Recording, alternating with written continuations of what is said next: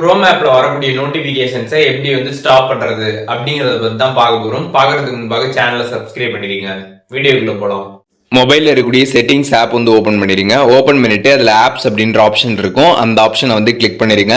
அதை கிளிக் பண்ணதுமே app management அப்படின்ற ஆப்ஷன் இருக்கும். அதை கிளிக் பண்ணதுமே போன்ல இருக்கக்கூடிய எல்லா ஆப்புமே பாத்தீங்கன்னா இங்க லிஸ்ட் அவுட் ஆகும். இதுல பாத்தீங்கன்னா குரோம் ஆப்பை நீங்க செலக்ட் பண்ணிக்கோங்க. குரோம் ஆப்பை செலக்ட் பண்ணிட்டு அதில் மேனேஜ் நோட்டிஃபிகேஷன்ஸ் அப்படின்ற ஆப்ஷன் கொடுத்துருப்பாங்க. அதை கிளிக் பண்ணிடுங்க. அதை கிளிக் பண்ணிட்டு அதில் அலோ நோட்டிஃபிகேஷன் பார்த்தீங்கன்னா ஆன்ல இருக்கும். அதை கிளிக் பண்ணி ஆஃப் பண்ணிடுங்க. ஒன்ஸ் இதை நீங்கள் ஆஃப் பண்ணிட்டீங்க அப்படின்னா இனிமேட்டு உங்களுக்கு குரோம்லேருந்து எந்த விதமான ஒரு நோட்டிஃபிகேஷனும் பார்த்தீங்கன்னா வராது. இப்போ உங்களுக்கு திருப்பி நோட்டிஃபிகேஷன் எல்லாமே வரணும் அப்படின்னு நினச்சிங்க அப்படின்னா இதே செட்டிங்ஸில் போயிட்டு அலோ நோட்டிஃபிகேஷனை நீங்கள் ஆன் பண்ணிட்டீங்க அப்படின்னா அதுக்கப்புறம் நோட்டிஃபிகேஷன் எல்லாமே வர ஸ்டார்ட் ஆகிடும். ஸோ இப்போ எப்படி குரோமில் நோட்டிஃபிகேஷன் ஆன் ஆஃப் பண்ணுறது அப்படின்றதுக்கான டீட்டெயில்ஸ் எல்லாமே தெரிஞ்சிருப்பீங்க.